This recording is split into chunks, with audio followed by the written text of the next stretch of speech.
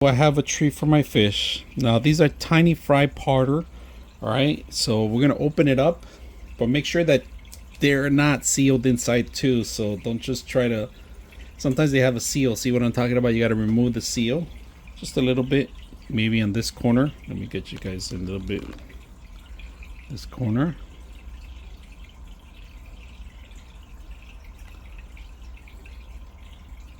Got stuck in there, but there it goes.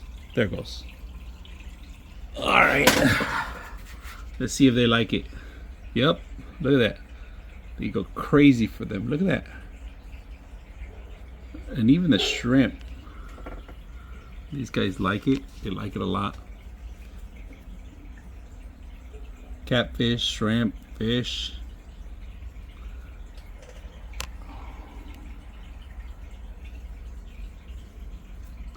These guys keep chasing them. They're chasing them. This guy's eating them. Look at that. They're like... My shrimp even likes it. Shrimp can eat shrimp. There you go. Look at these guys. They're all over the place. They're all over on it. Real treat for them. Hope you guys enjoyed this video.